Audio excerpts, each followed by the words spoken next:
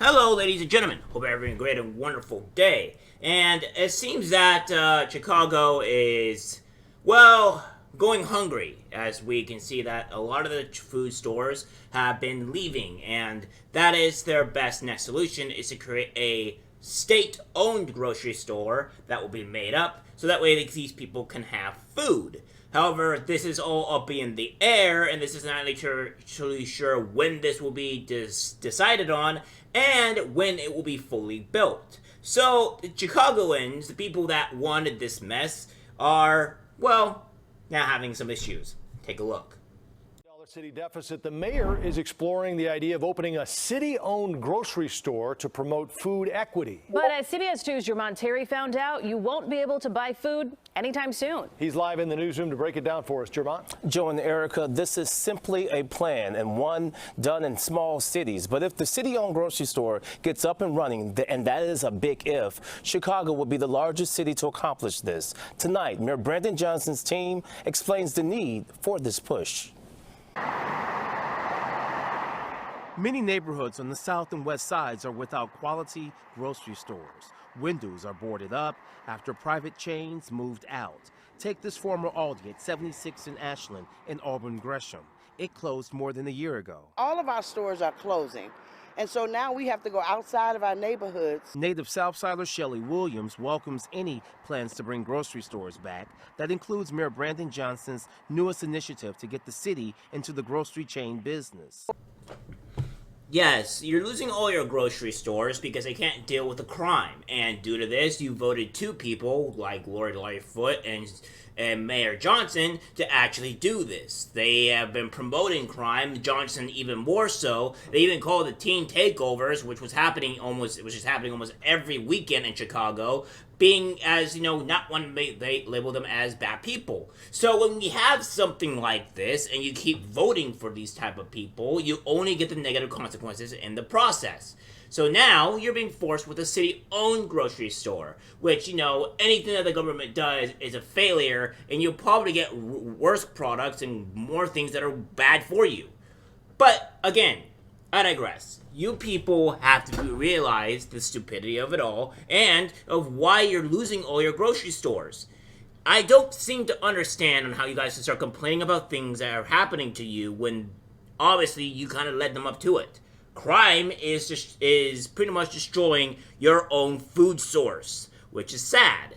Of course, you wouldn't be losing your food source if you could raise your own animals, your own cattle and stuff like that, and be able to, kill them, because that's technically how we get food. I know, it's a very surprising thing. That's where food comes from and how stores get their food. But I digress.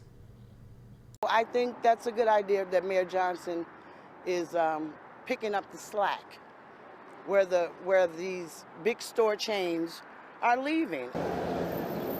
Under Mayor Johnson's proposal, the city would use economic development grants. Yumi Grisby, the administration's policy chief, says the city will team up with an organization to open a city-owned grocery in one of Chicago's food deserts. And so we are not spending any taxpayer dollars, right?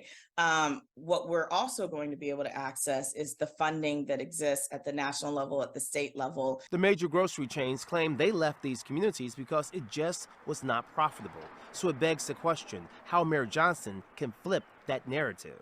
The grocery stores are not telling you the real truth. Yes, they are leaving because it's not profitable, but at the same time, they're leaving because, well, the crime is too bad. The theft is too high.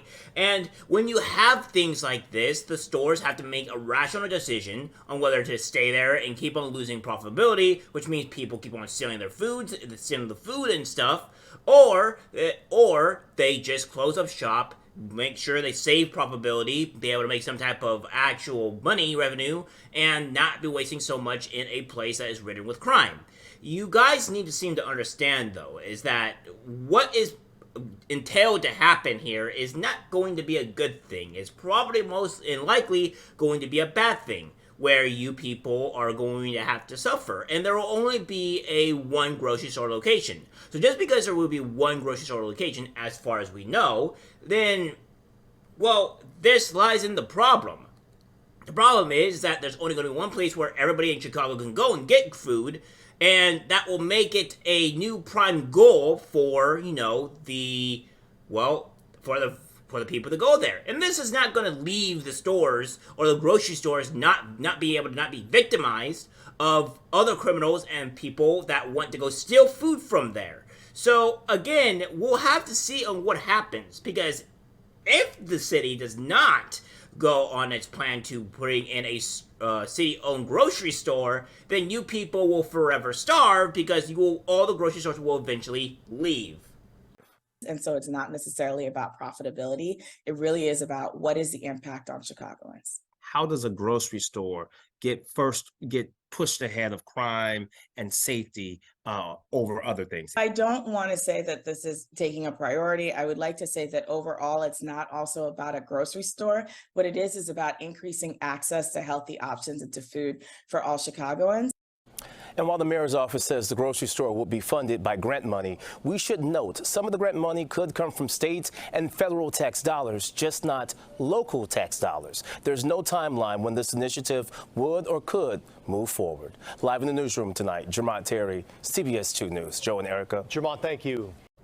So as you can see that there's a lot of issues with this. Now, when it comes down to the grocery store and this type of stuff, is that the crime is also incredibly high. So this is not, like I said before, this is not going to solve the problem. There's still going to be crime. It's still going to get, looted and stuff like that, because the crime is not being dealt with. The whole thing that Mayor Johnson needs to do is, stomp on the crime. And that's not going to happen. And we also have to think of bigger things there as well. When you have a city-owned or state-owned grocery store, there is going to be other people that are going to have to pay for services for that grocery store to be there.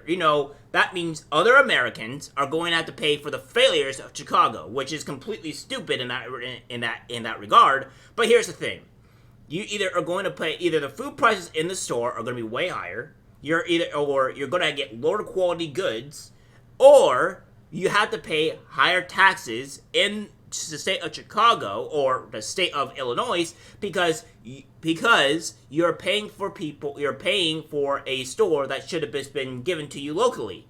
But this also means that they're not going to be stamping out the crime issue, which the crime is still going to be the biggest problem.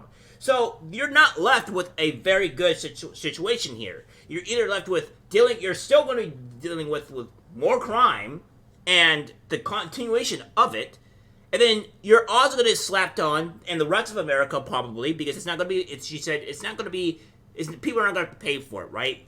Where you're not going to have to pay for anything of the extra stuff. Well, she's wrong, because other people across the country are going to have to pay for this, or the Illinois people of the Illinois state people are going to have to pay more in taxes to keep that store in place. So you are being punished for the things that they're not actually doing to fix the crime. It's really asinine the way you think about it. So I don't see where this is going to go anywhere good in the long run, because I see only negatives and more negatives. And then, if they do plan to do this grocery store, then it will only seem to be that you guys are going to be punished even more.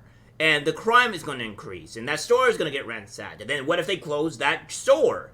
Well, then at that point, you're being punished 2 times over. It doesn't make any sense. They need to stomp out the crime, and you Chicagoans need to ban this guy, get rid of this guy in office, so that way you don't have to deal with this anymore. But that means you have second thought. You need to be able to riot and go against your own government in terms of getting rid of somebody that is obviously doing harm to the people of your state, of your city, and maybe put in somebody that will not put harm into your city. But that requires you guys to actually fight for what is right, not for what is wrong. So only time will tell. All right, guys, that's it for the video. No. Actually, I lied. We have this here, that we had Chicago mayor proposes city-owned grocery stores as Walmart, Whole Foods exits leaves food deserts. So Chicago Mayor Brandon Johnson said he wants to open city-owned grocery stores to serve neighborhoods that have become food deserts after Walmart stores and a Whole Foods closed. Johnson announced last week that his administration would partner with a nonprofit advocacy group, Economic Security Project, to put stores in undeserved areas of the city, a proposal Republicans call something out of Soviet-style central planning. 4 other Chicago Walmarts are still open, which the chain said in the statement continue to face the same business difficulties, but we think this decision gives us the best chance to help keep them open and serving the community. I don't see how, because you're not removing the situation here. You're not removing the crime that is happening in Chicago. It's plain and simple. When the Post reached out to Walmart for a comment, a company spokesperson pointed to the April press release, which said that collectively our Chicago stores have not been profitable since we opened the first one nearly 17 years ago. Last November, Whole Foods closed in Inglewood after 6 years on the South Side lot, 1 year before Whole Foods' 7-year lease was up with its landlord DLC Realty. The location boasts very affordable prices for the groceries, infamously overpriced organic foods. However, as the years went on, items Inglewood Whole Foods became too expensive for the neighborhood's residents, and the store was often empty at peak shopping times like Saturdays, according to local outlet Block Chicago. So, yeah, it was too expensive. But again, at least you had food, right? But again, we're seeing to where this is all the issue. Republican politicians and Democrat-run Windy City blasted the plan as something out of Soviet-style central planning. Take all the problems private chains face in low-income areas, then add an amateur management by a bureaucracy, Chicago-style political corruption, and hiring and contracting in a limited range of products. As said Steve Bolton, the chairman of the Chicago Republican Party. Private chains should just put all the neighborhoods because the city stores will have better police protection and lower prices subsidized by long-suffering Chicago taxpayer. Food does just do exist in Chicago neighborhoods, but the answer is promoting capitalist prosperity and stopping crime, not injecting more social dependency, Bolton added. Exactly. So, if that's another thing I didn't take into consideration as well. They will probably have more security, and therefore criminals will obviously not want to go to it. Which would lead to the fact that, like, maybe security and guns prevents crime rather than going after crime. And then, once you see the stores that don't have the security and have all this defenses and stuff, you'll start to see that those stores are going to be hit the most, and then those stores are going to leave, and then you're only going to have, well, the city-led stores.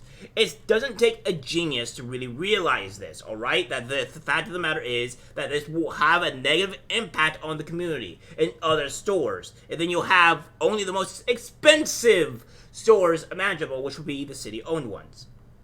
I don't see where this is going to go any good. I see this as a net negative, and Chicagoans are going to suffer for the longest time for a while. But this is something that's going to make you even more angry. It's going to have you something fuming, and this is going to make you think that the Chicago people, the black people, should not be met with any kind of kindness or anything, because they did this to themselves. Take a look at this clip here to where this grocery store came in, brand new, was the only place interested, and for whatever reason, the black community, these black people, decided to protest it. Now! If we don't get it, shut it down! If we don't get it, shut it down! New here at 6, this video just in from the Inglewood neighborhood where residents are protesting the opening of a new Save-A-Lot. The discount grocery store is replacing Whole Foods, which moved out last year. And those protesters say they deserve better. Whole Foods' exit left the community without good options for fresh food, and protesters say they're concerned about quality.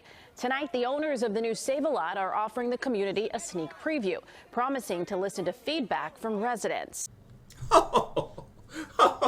If you don't think that's bad enough, wait till you see the entitlement. The actual entitlement of these people where they demand these things even though they're the ones that voted for all this stuff to happen. They voted in Lori Lightfoot. They voted Mayor Johnson in, and they got all the crime. All the stores are leaving, and now these entitled, selfish, dishonorable people are the ones that are now protesting a store that was the only one that was willing to go into their community and provide food for them. And for some god apparent reason, no. We're like, no, this is bad. We don't like the prices.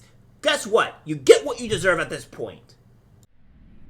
after being met with protests outside of the store. The owners say they're making changes in real time. They're now planning to meet with the community and the aldermen before officially opening the store.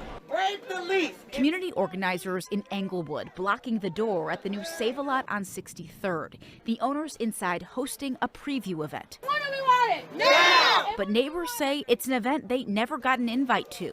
Now they're fighting the store altogether, saying the discount grocer has a reputation for serving lackluster product. It's like they're in Englewood, so they don't deserve fresh fruits and vegetables and stuff. They'll take what they give. Will you shop here?